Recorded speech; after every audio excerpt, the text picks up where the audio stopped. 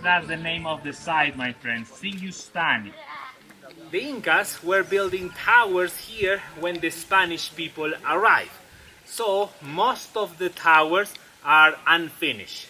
Some of them were completely finished, but most of them were on the way. So they learned from the pre-Incas the building of towers, and they want it as well. So that's why there are some Inca towers and more pre-Inca towers. What we discovered in an Inca tower or in a pre-Inca tower? Mummies, like this.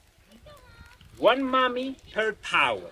So that means in one single tower, just one person. One person. This person, of course, was considered very high elite, not simple people. Not like the Egyptians, because the Egyptians were more advanced in that, but yeah, the preservation of our mummies are not so bad. These are the three rocks used during the construction of this place.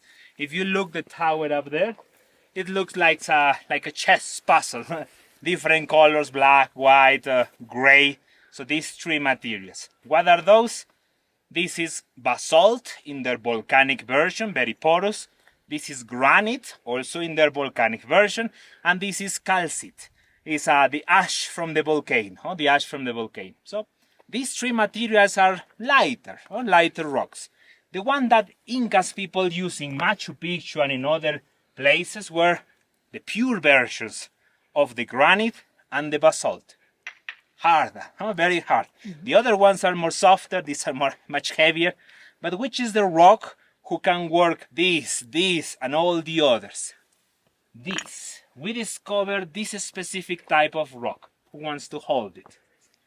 It's very heavy. Especially if we compare it with this. It's lighter. All the other rocks, like this. Making a breaking, you can crack the rock. They can also use this rock for the polishment. A lot of patience, of course. My father always says, in the past there was no internet, no TV, so Incas people have a lot of time to do. Another also explanation of how people make this is not a beginner, not somebody, not a slave who make this. No, it was a professional. Somebody with his father and grandfather were experts doing this. The knowledge passed generation by generation, so they managed how to crack, how to polish. Excellent work. In the solstitium, the 21st of June, the local community, the shaman of the local community, comes here, open the rock, and leave one potato, one little corn, some coca leaves. That is for the gods. And then they cover with the rock. He says, if you come back days after that, you leave the rocks, nothing. The Pachamama, the gods, took the offers.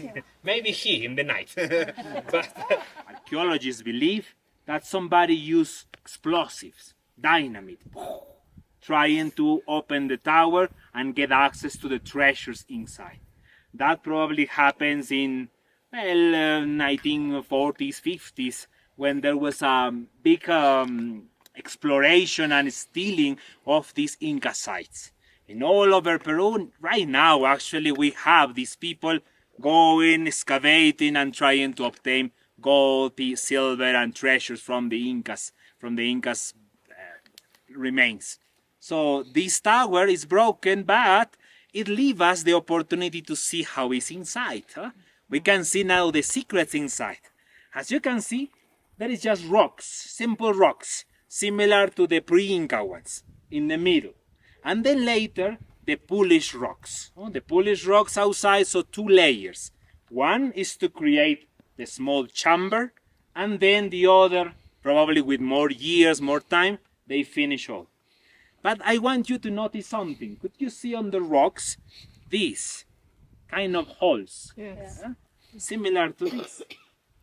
Yeah. What are those?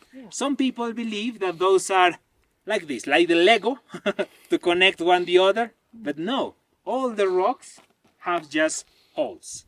So what is that? It's to make it lighter. So in that way, this rock is much lighter, so we can place it much better in the top. So layer by layer, the ramp grows, the tower grows, and when it's completely finished, you took out the ramp. So that's how the Incas put their rocks up there. And probably these two belongs to the two brothers. Maybe one for Atahualpa and the other for Huáscar.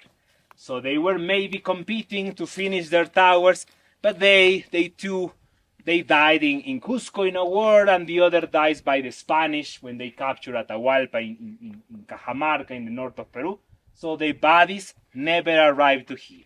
These two towers were found empty inside. Okay. The geologists believe that long ago this was a plateau, an altiplano, flat, but with the spring water from the underground, millions of years collapse. So that's why there is now a lake in there and some pieces of the flats in here. Maybe that's what happens. The amount of this water, spring water, is very important actually. Huh? They flush very intense.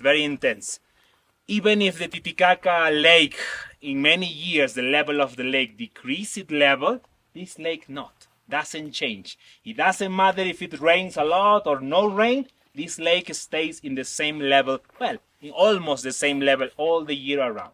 The sun comes every morning, so maybe the sun gets inside the tower and the mommy could see the sun. Maybe for that. Also another secret of the Incas.